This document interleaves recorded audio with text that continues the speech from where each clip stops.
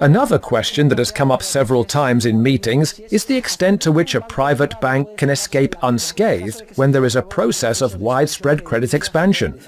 This is a relatively interesting question. For instance, Goodrich, who founded the Liberty Fund, was a banker, and a paradigmatic one at that, because when Roosevelt declared a bank holiday and prohibited banks from opening, Goodrich said, "What the hell?"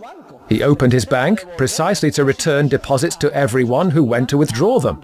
Goodrich believed that he would be a criminal if he failed to act in this way, and that he could not leave people high and dry in a bank freeze imposed by Roosevelt.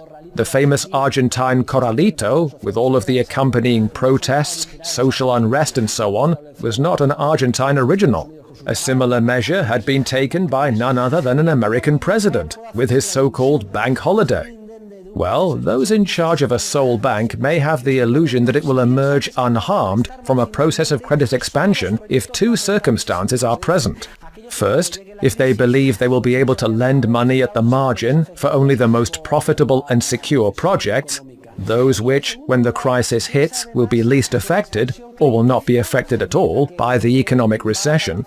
And second, if they believe that once they begin their credit expansion on these investment projects, all other banks will simultaneously follow the same expansionary policy at a similar pace, and thus the bank will not lose reserves.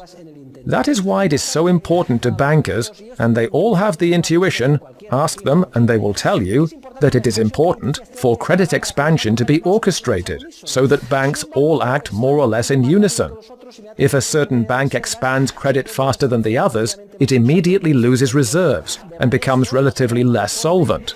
That is what happened to Banesto during the time of Mario Conde and to the Romasa banks, etc. Joaquin Reg Albiol, may he rest in peace, used to say there was no difference between the Romasa banks and any of the solvent banks at the time. The Banco Central, for instance, except some slight differences of degree in the momentum of the credit expansion initiated.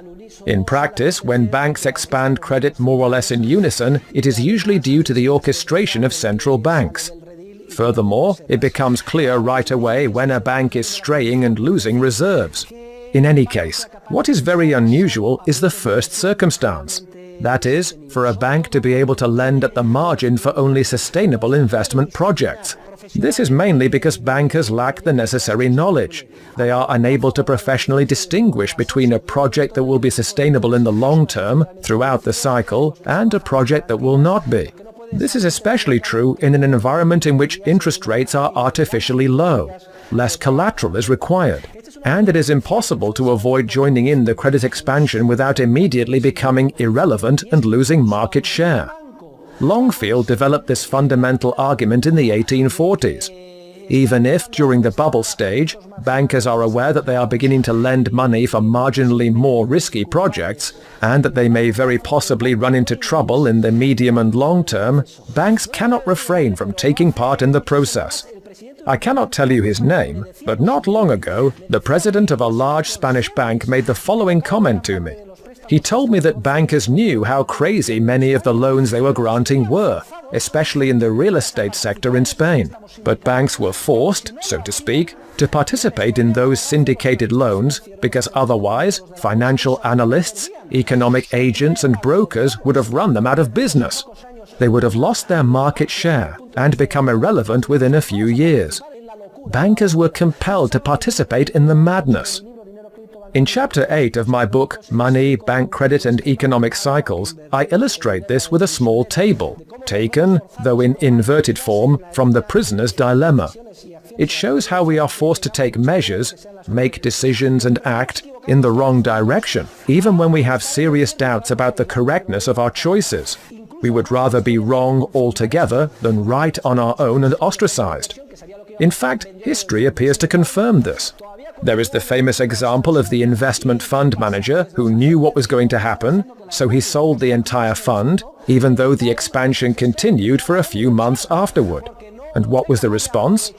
Well, as my grandfather used to say, people want to be deceived. The fund holders rejected this manager who was right, and they fired him, because he was unable to take advantage of the marginal increases in the months which remained. However, he was right, and he is probably still laughing. because later, when everything collapsed, people lost their shirts. Notice how a poorly designed framework encourages us all to blithely march right off a cliff.